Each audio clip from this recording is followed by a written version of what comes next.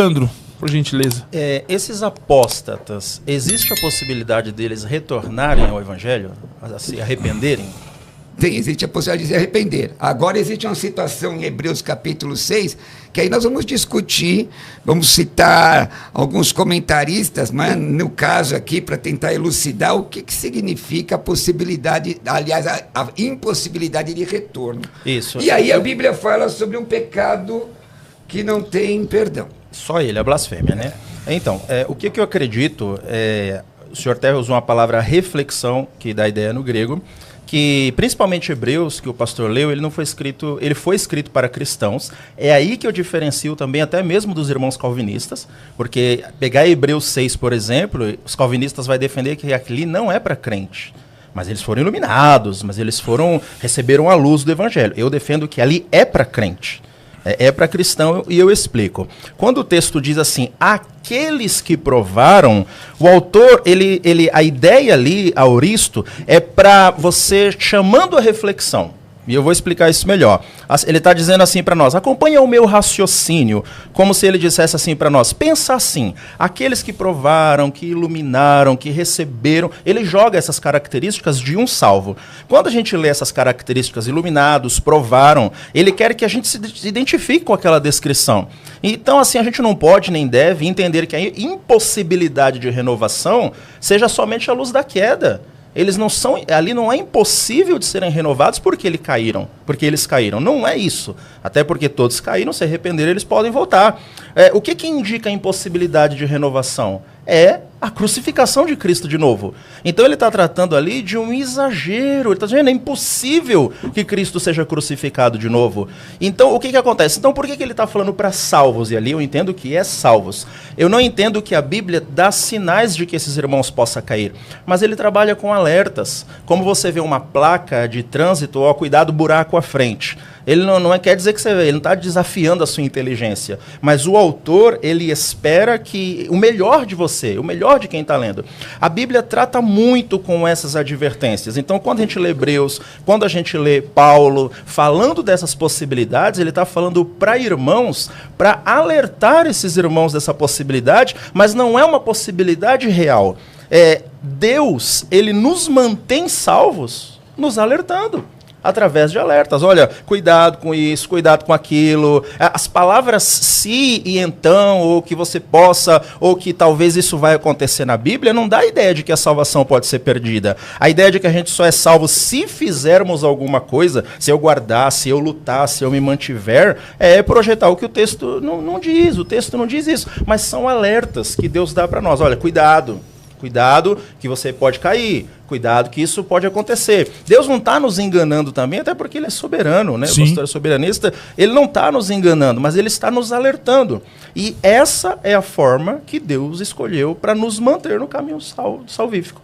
Da mesma forma como a gente vê outras passagens na Bíblia, tem inúmeros textos que dizem que a salvação é eterna. A gente vê isso, Jeremias, Mateus, quando diz aquele que perseverar até o fim será salvo, mas depois, no mesmo texto ali, no contexto, ele já informa que é impossível para um salvo ser enganado. Mas dentro do ponto de vista calvinista que o senhor trabalha, o senhor trabalha dentro do conceito de uma vez salvo, sempre salvo? Sim, eu trabalho dentro desse conceito. Mas assim, eu já alerto, né, eu já prefiro dizer isso agora, que a impossibilidade de perder a salvação não significa que a gente pode pecar à vontade. Claro. Não significa que a gente que tem perdido, desviado, que é salvo. Né? Não são essas coisas. Não significa que a gente não deva lutar contra o pecado todos os dias. Sim, né? Entendo. Então, mas a segurança da salvação não está em mim. Se a segurança da salvação tivesse em mim, eu já teria perdido. Quem sou eu para segurar algo que não está sob o meu poder? O que eu faço é santificar. E a santificação não é causa da salvação, ela é uma consequência do salvo. Perfeito. Vamos deixar o debate desenrolar. Depois eu vou lançar uma pergunta para o pastor Sandro e uma para o pastor Roberto Cruvinel. Pastor Roberto Cruvinel, por favor. Bom, vamos lá. A Bíblia explica a própria Bíblia. Meu querido pastor Sandro colocou-se como se fosse, a meu juízo, tá? Minha observação aqui, ouvindo o irmão, como eventualidade, se é que acontece isso, se é que acontece aquilo, não é? Condicionamento. Está condicionado, mas não é isso que o texto diz. Vamos ler o texto, só ler o texto, lê comigo, com simplicidade. Sim. Vamos lá, Hebreus 6,4. É impossível, pois que aqueles que uma vez foram iluminados, tá, não é? Provaram o dom celestial, provou. Qual é o dom celestial? Qual é a Recaine Diatec? O que é Recaine Diatec lá em 1 Coríntios? É a nova aliança, não é isso? Sim. Não é? Qual é a nova aliança? É a graça. Efésios 2,8. Pela graça sois salvos. Aliás, uns calvinistas conseguem colocar umas coisas que não existem nem no texto grego, né? Com todo respeito aos meus irmãos. Mediante a fé. Qual instrumento? Instrumento é a fé. Isso não vem de vós, é dom de Deus. O que é dom de Deus? É graça, é dom de Deus. Concordo com o irmão Sandro quando ele diz ali que a manutenção da salvação, que vou colocar esta palavra, não depende dele, no sentido, aliás, a dádiva da salvação, mas a manutenção, ela é fruto da salvação. O próprio Spurgeon disse, se você não santifica, coloca em dúvida a sua eleição. O arminiano disse, se você não santifica, perde a salvação. No fim, as coisas afunilam. Mas o texto não está dizendo o que o irmão disse. Na minha leitura aqui, lê simplesmente o texto comigo, não está dizendo o que o pastor disse. É impossível, pois, que aquele que uma vez foram iluminados e provaram dom celestial e se tornaram, ele colocou um auristo, depois eu vou observar o auristo aqui, não é? Se tornaram participantes do Espírito Santo. Algum ímpio é participante do Espírito Santo? Mas eu disse que era para salvos. Sim, para salvos. O texto é para salvos. Aí coloca a conjunção aditiva. O que é a conjunção aditiva, gente? Conjunção aditiva, neste caso e na maioria dos casos, tudo aquilo que vem na sequência é condição sine qua non por conta do que é antecipado. E provaram a boa palavra de Deus e os poderes do mundo vindouro, está falando para salvo? E caíram, caíram.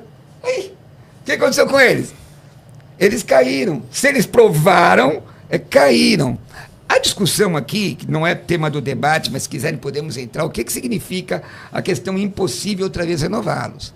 A maioria dos teólogos entendem que é a tal da apostasia. Então, vamos entender a apostasia. Você deliberadamente afronta o sacrifício de Cristo. O pastor citou, inclusive, como de uma igreja arminiana, não é? Os mais antigos como eu, que sou talvez aqui o veterano, não sou velho, tá, careca? Eu sou vintage. Existe um livro da CPAD que eu indico que todos leiam, que chama Salvação em Três Tempos. Sim. A salvação do passado, que é a salvação imediata, Atos 2:21, salvação do presente, que o pastor citou aqui, que é a contínua, resultado de salvação, Romanos 12:1 e 2, Hebreus 12:14, e salvação do futuro ulterior, que é aqueles que acreditam no arrebatamento, que tem muito crente que não crê mais. Não é? Que vem trazendo teologia tão profunda que vem cheirando a enxofre. Vamos ficar no que está escrito. O meu entendimento, claro, e caíram. Pronto. Se o pastor está dizendo que é para salvo, pastor, sim, e está dizendo e caíram, salvo caído é o quê? E aí eu vou, quando o senhor responder, eu vou botar aqui no texto. Ok, vamos lá. Tá bom, perdoa. Debate bom é assim, fico o quieto. mediador fica só assim, Cláudio. Olhando para cá, olhando para lá, olhando para cá, olhando para lá. Eu vou só recapitular rapidamente. Perfeito. Diferente do calvinismo, eu entendo que esse texto é para salvos. Aqui ele está escrevendo para salvos, mas ele não está dizendo que é possível perder a salvação.